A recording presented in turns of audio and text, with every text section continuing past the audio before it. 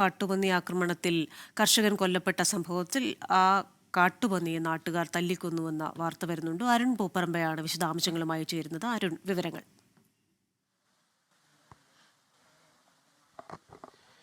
Christina, ഇത് കാട്ടുപന്നിയുടെ ആക്രമണം ഉണ്ടായി വയോധികൻ കൊല്ലപ്പെട്ട സ്ഥലത്ത് നിന്ന് 2 കിലോമീറ്റർ അപ്പുറത്താണ് ഈ കാട്ടുപന്നിയെ ഈ ചത്ത നിലയിൽ കണ്ടെത്തിയിട്ടുള്ളത്.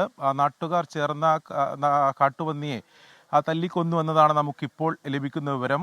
അതിൻ്റെ ദൃശ്യങ്ങൾ ഉൾപ്പെടെ ഇപ്പോൾ പുറത്തു വരികയും ചെയ്തിട്ടുണ്ട്. അതായത് ഈ ശ്രീധരൻ്റെ കൃഷിയിടത്തു നിന്നും ഏകദേശം 2 കിലോമീറ്റർ അകലെയാണ് നിലവിൽ ഇപ്പോൾ ഈ കാട്ടുപന്നിയെ ഈ ചത്ത നിലയിൽ ഇപ്പോൾ കണ്ടെത്തിയിട്ടുള്ളത്.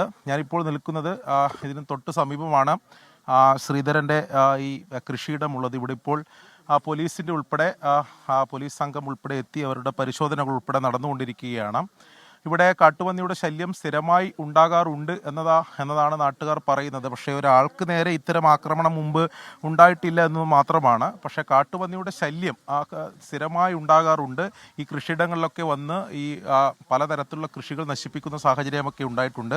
അതുകൊണ്ട് തന്നെ നാട്ടുകാർക്ക് അത് സംബന്ധിക്കുന്ന അമർഷമുണ്ട്. പഞ്ചായത്ത് അധികൃതരോട് നമ്മൾ സംസാരിച്ചിരുന്നു. അവർ പറയുന്നത് ഇതിനു മുമ്പ് അത്തരത്തിലുള്ള പരാതികളൊന്നും ലഭിച്ചിട്ടില്ല. പക്ഷേ പല ഘട്ടങ്ങളിലായി ഇങ്ങനെ പറഞ്ഞിട്ടുണ്ട്, ഇങ്ങനെ ആശയവിനിമയമൊക്കെ നടത്തിയിട്ടുണ്ട്. കർഷകർ ഇങ്ങനെ കാട്ടുപന്നി ഉണ്ടാകുന്നുണ്ടോ എന്നൊക്കെ പറഞ്ഞിട്ടുണ്ട്. പക്ഷേ അങ്ങനെ വലിയ രീതിയിൽ പരാതിയൊന്നും ഉണ്ടായിട്ടില്ല. അതുകൊണ്ട് തന്നെ നടപടിയില്ല എന്നൊരു വിശദീകരണമാണ് പഞ്ചായത്തിൻ്റെ ഭാഗത്തുനിന്ന് ഉണ്ടാകുന്നത്. എന്തായാലും ഈ വലിയ നടുക്കം നാട്ടുകാരെ സംബന്ധിച്ചിടത്തോളം ഉണ്ട്.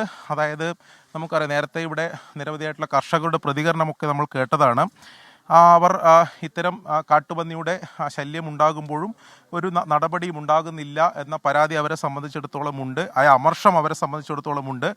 അതിൻ്റെ ഒരു തുടർച്ചയെന്നോണമാണ് വളരെ ഇന്ന് രാവിലെ നടന്ന സംഭവത്തിൻ്റെ ഭാഗമായി അതിൻ്റെ തുടർച്ചയെന്നോണം ഈ കാട്ടുപന്നിയെ നാട്ടുകാർ ചേർന്ന് തന്നെ ഇപ്പോൾ കൊന്നുവെന്ന വിവരം തന്നെ പുറത്തു വരുന്നത്. ഈ സ്ഥലത്ത് നിന്ന് ഏകദേശം 2 കിലോമീറ്റർ അപ്പുറമാണ് ഈ കാട്ടുപന്നിയെ ചത്ത നിലയിൽ കണ്ടെത്തിയിട്ടുള്ളത്. ഇപ്പോഴും നാട്ടുകാരൊക്കെ ഈ ശ്രീധരൻ്റെ വീട്ടിലും അതോടൊപ്പം തന്നെ ഈ കൃഷിയിടങ്ങളിലും ഒക്കെയായി തമ്പടിച്ച് തന്നെ നിൽക്കുകയാണ്. അവർക്ക് വലിയ നടുക്കമുണ്ട്. കാരണം നേരത്തെ അവരുടെ വാക്കുകൾ പറയുന്നത് പോലെ തന്നെ ഇതിനു മുമ്പ് ഇത്തരം സംഭവങ്ങൾ, അതായത് ഒരാളെ ആക്രമിക്കുന്ന അല്ലെങ്കിൽ ഏതെങ്കിലും ഒരു കർഷകനെ ആക്രമിക്കുന്ന സംഭവം ഇതിനു മുമ്പ് ഉണ്ടായിട്ടില്ല. പക്ഷേ ഈ കൃഷിയിടങ്ങളിൽ സ്ഥിരമായി എത്തി വാഴകളും അതോടൊപ്പം തന്നെ മരച്ചീനികളും ഒക്കെ അവർ കഷ്ടപ്പെട്ട് കൃഷി ചെയ്യുന്ന ഇത്തരം വിളകളൊക്കെ നശിപ്പിക്കുന്ന സാഹചര്യം ഇതിനിവിടെയാണോ അത്തരത്തിൽ വാഴ കുത്തിയിട്ട് 5-10 വാഴ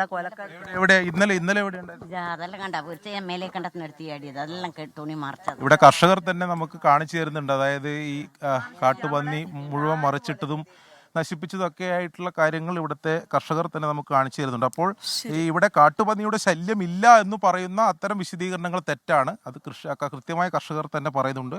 ഇതിനു മുമ്പും ഉണ്ടായിട്ടുണ്ട്, അവർ പരാതികളൊക്കെ പറഞ്ഞിട്ടുണ്ട്. പക്ഷേ ഏതെങ്കിലും തരത്തിൽ നടപടി ഉണ്ടാവുന്നില്ല. സ്വാഭാവികമായി സംഭവിക്കുന്നത് എന്ന തരത്തിലാണ് അധികൃതരുടെ ഭാഗത്ത് പ്രതികരണം ഉണ്ടായതെന്നാണ്. ഇപ്പോൾ ഇവിടെ ഈ ദാരുണമായ സംഭവത്തിന് ശേഷമാണ് ഇത്തരം ഭരണ സംവിധാനങ്ങളൊക്കെ ഇങ്ങോട്ട് തിരിഞ്ഞു നോക്കിയതെന്ന പരാതിയൊക്കെ അവരെ സംബന്ധിച്ചിടത്തോളം കൊന്ന കാട്ടുപന്നിയെ നാട്ടുകാർ കൊന്നു എന്ന വിവരമാണ് അരുൺ പൂപ്പറമ്പ പങ്കുവച്ചത്.